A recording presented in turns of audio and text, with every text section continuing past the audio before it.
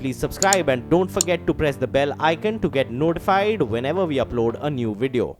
2019 के चुनाव से पहले कांग्रेस ने ज्यादा से ज्यादा लोगों और युवाओं तक पहुंचने के लिए गूगल और व्हाट्सएप का सहारा लेने की रणनीति बनाई है और पूर्व वित्त मंत्री पी चिदम्बरम ने इसके लिए गूगल और व्हाट्सएप लिंक ट्वीट किए हैं, जिसके जरिए पार्टी के बदलाव, धरना प्रदर्शन और अन्य कार्यक्रम और रैलियों की सूचना मिलेगी। लिंक के जरिए कांग्रेस से जुड़ने वाले लोगों से पार्टी उनका नाम, मोबाइल नंबर, जन्मतिथि, राज्य और ईमेल एड्रेस भी मांग रही है। अरुण हमारे साथ जुड़ चुके हैं और विस्तार से जानकारी के लिए। अरुण, साम दाम दंड भेद कुछ नहीं छोड़ा जा रहा है कांग्रेस की ओर से। लेकिन निश्चित रूप से 2019 की लड़ाई है और इस लड़ाई में कोई कसर छोड़ना कांग्रेस चाहती नहीं, चूंकि खास तौर से युवाओं के ऊपर नजर है कांग्रेस की। सोशल मीडिया और जो डिजिटल प्लेटफॉर्म है उस पर युवा बहुत ज्यादा एक्टिव रहते हैं। तो अगर सोशल मीडिया के जरिए और गूगल ऐप के जरिए अगर आम आदमी तक और युवाओं तक कांग्रेस की नीतियों को, कार्यक्रमों को, धरना प्रदर्शन को और सारी जानकारियों को, उसकी योजना को, उसके प्लान को आगे किया जाए तो हो सकता है कुछ लोग कांग्रेस से आकर्षित हों, कांग्रेस से जुड़ें। और यही नजरिया और यही एक तरह से मुद्दा कांग्रेस पार्टी का है, क्योंकि 2014 में जिस तरह की ऐतिहासिक हार कांग्रेस की हुई थी उसके पीछे सबसे बड़ी वजह थी कि युवाओं ने और महिलाओं ने, इन दो बड़े वोट बैंकों ने बीजेपी और प्रधानमंत्री मोदी की तरफ रुख किया था। और यही वजह थी कि कांग्रेस इस बार समय से पहले सतर्क है। सोशल मीडिया, डिजिटल मीडिया के माध्यम से न सिर्फ युवाओं बल्कि महिलाओं तक पहुंचने की कोशिश कर रही है, आम आदमी तक जुड़ने की कोशिश कर रही है। निश्चित रूप से तो पहले से ही एक्टिव मोड में यहाँ पर कांग्रेस। शुक्रिया अरुण सिंह। बड़ी खबर आ रही है इस वक्त उत्तर प्रदेश के बिजनौर से, जहां पर पेपर मिल में बॉयलर फटने से 6 लोगों की मौत हो गई है, जबकि 3 की हालत गंभीर है। घटना बिजनौर के नगीना रोड की बताई जा रही है। इधर पुलिस और बचाव दल मौके पर पहुंच चुके हैं। तो बड़ी खबर उत्तर प्रदेश के बिजनौर से मिल रही है। पेपर मिल जिसमें बॉयलर फटा, इस वजह से 6 लोगों की मौत हो गई। जम्मू कश्मीर में कटरा हाईवे पर आतंकियों की फायरिंग के बाद मौके पर पहुंची पुलिस और सीआरपीएफ की टीम ने एक ट्रक को जब्त कर ड्राइवर और कंडक्टर को हिरासत में ले लिया। ट्रक में सवार 3 आतंकी थे जो जम्मू से कश्मीर की तरफ जा रहे थे और फायरिंग के बाद तीनों आतंकी फरार हो गए। पुलिस ने ट्रक से AK-47 राइफल और 3 मैगजीन भी बरामद की हैं। पुलिस और सीआरपीएफ की टीमें आतंकियों की तलाश में जुटी हुई हैं।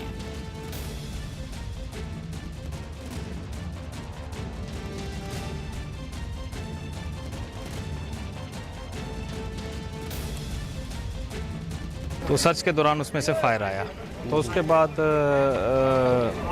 हमारा जो है रिस्पांस मैकेनिज्म जॉइंट जो है army, CRPF and district police का वो शुरू हो गया है। Searches have been started. तो कुछ अभी डिटेल्स है कितने मिलिटेंट है? We suspect that 2 to 3 militant should be there. इधर चीन ने अगस्त में 3 बार भारतीय सीमा में घुसपैठ की थी। ये दावा आईटीबीपी की रिपोर्ट में किया गया है। रिपोर्ट के मुताबिक चीन ने उत्तराखंड के बाराहोती में 6 अगस्त, 14 अगस्त और 15 अगस्त को घुसपैठ की। इस दौरान चीन के कुछ सैनिक और नागरिक बाराहोती की रिमखिम पोस्ट के पास दिखाई दिए थे। रिपोर्ट में यह बताया गया है कि चीन के सैनिक और नागरिक करीब 4 किलोमीटर तक भारतीय सीमा के भीतर घुस आए थे। हालांकि आईटीबीपी के कड़े विरोध के बाद ये लोग वापस चले गए थे। चीन और भारत के बीच इससे पहले डोकलाम पर भी विवाद हो चुका है। वहां पर 72 दिनों तक भारत और चीन की सेनाएं आमने सामने थी। हालांकि बाद में विवाद को सुलझा लिया गया था।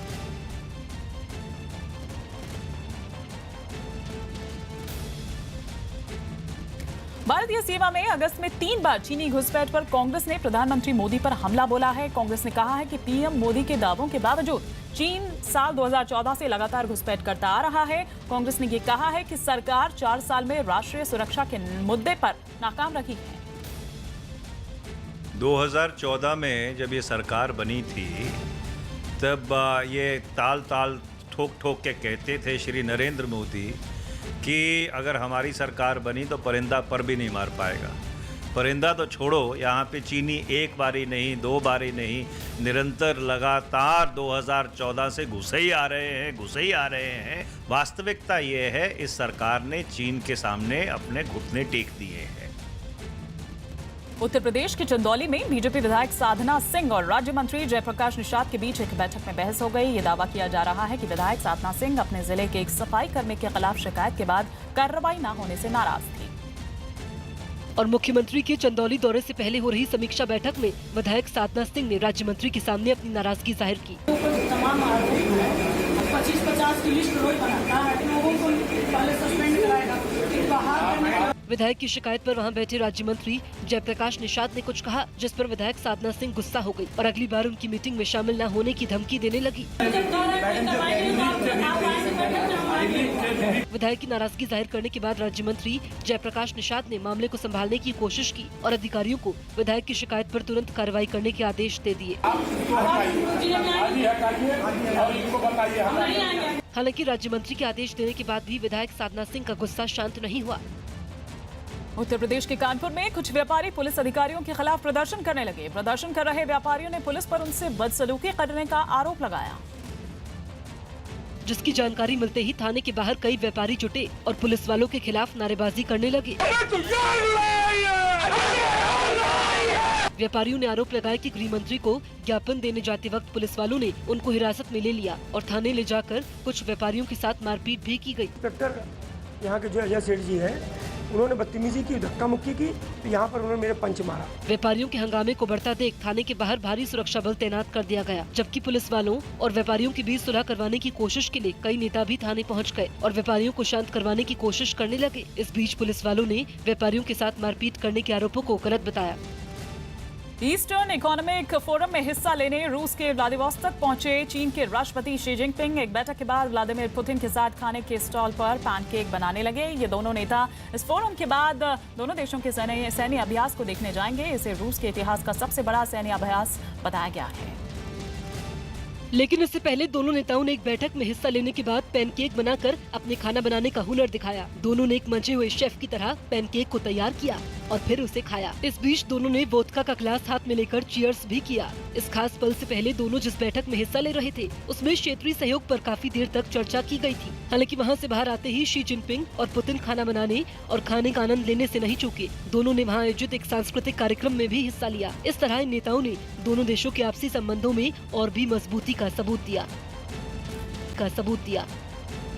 जिसे दोनों देशों की सेना भी व्लादिवोस्तोक में जाहिर कर रही है, जहां दोनों देशों के सैन्य अभ्यास में हिस्सा लेने के लिए चीन से 3,500 जवान पहुंचे हैं। जबकि इस अभ्यास में चीन और रूस के सैनिकों की तादाद 3 लाख के करीब बताई गई। यही नहीं, इस अभ्यास में 36,000 से ज्यादा सेना की गाड़ियां, 80 जहाज और करीब 1,000 हेलीकॉप्टर और लड़ाकू विमान शामिल हैं। इस सैनिक अभ्यास को वोस्टॉक 2018 नाम दिया गया, जो 17 सितंबर तक चलेगा। इस बीच उत्तरी अमेरिका और यूरोप के देशों के सैनिक गठबंधन नाटो ने इस अभ्यास को संघर्ष का बड़े स्तर पर अभ्यास करार दिया।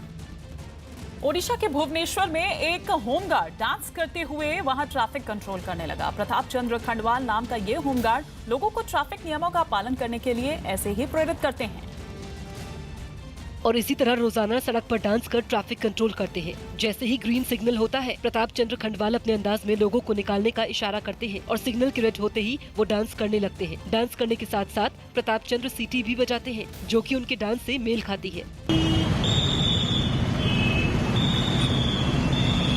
प्रताप चंद्र के मुताबिक इस अनोखे अंदाज से लोग उनकी ओर ध्यान देते हैं और काफी सराहना भी करते हैं। जो 5 आदमी एक साइड में जाता है, ये भी कंट्रोल नहीं कर सकता है, मैं एक आदमी कंट्रोल कर सकता हूँ। प्रताप चंद्र ने दावा किया कि सड़क पर उन्हें डांस करता देख लोग रेड लाइट होने पर रुक जाते हैं, जबकि पहले लोग नियम तोड़ते हुए निकल जाते थे।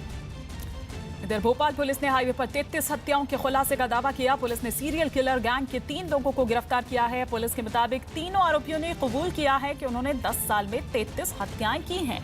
पुलिस ने बताया कि ये गैंग हाईवे पर ट्रक से लूटपाट करता था और लूट के बाद ड्राइवर और क्लीनर की हत्या कर देता था। मध्य प्रदेश के अलावा गैंग छत्तीसगढ़ और ओडिशा में भी सक्रिय था।